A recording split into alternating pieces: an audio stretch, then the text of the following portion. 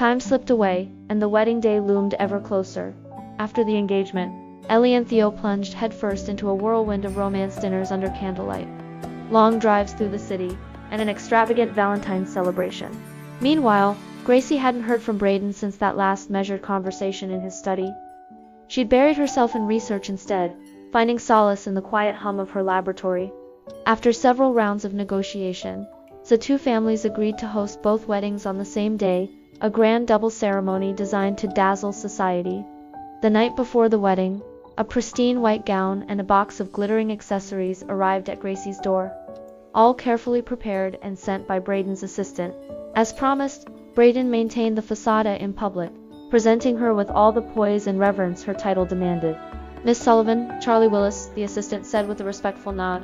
"This is a bespoke haute couture gown Mr. Brayden Stanley commissioned 3 months ago, and these are rare blue diamonds, handcrafted by a master jeweler from a centuries-old atelier, and personally selected by him." The gown shimmered under the light, the necklace catching glimmers like captured starlight. Gracie merely curved her lips into a serene smile. "Thank you," she said softly, her tone calm, unshaken by the grandeur before her. Brayden's earnestness couldn't be denied. As long as she upheld their agreement, she figured, he would keep his end of the bargain. Once Charlie left, Gracie turned back and found Ellie lingering in the living room. "Impressive, isn't it?" Ellie said with a faint edge of envy glinting in her eyes. "Marrying Brayden definitely puts you above the rest."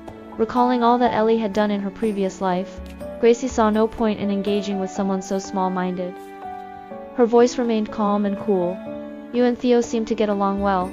I doubt he'll cut corners. Every detail of the gown and accessories must be selected with thoughtful precision." In their previous life, Theo had hidden behind a flawless facade, revealing his true nature only 3 months after their marriage.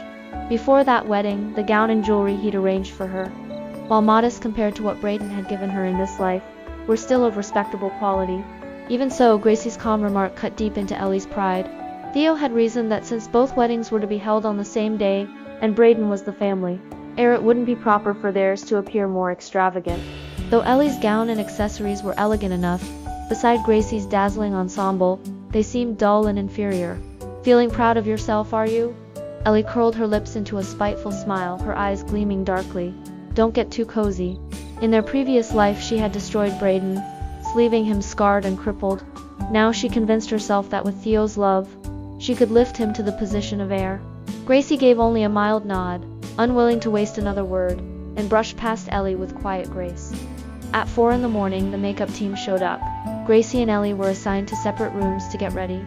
Having spent the entire night absorbed in her research, Gracie had barely caught an hour of sleep. Even as the stylist unpacked her brushes and palettes, her own thoughts lingered on a single line of data looping in her mind. "That's strange," the makeup artist muttered, frowning as she twisted open a tube. "This lipstick looks off. Could it be expired?" "Doubtful," the assistant stammered, her tone edged with unease. "I think it's just how it is. We're running out of time, let's use a different shade for her instead."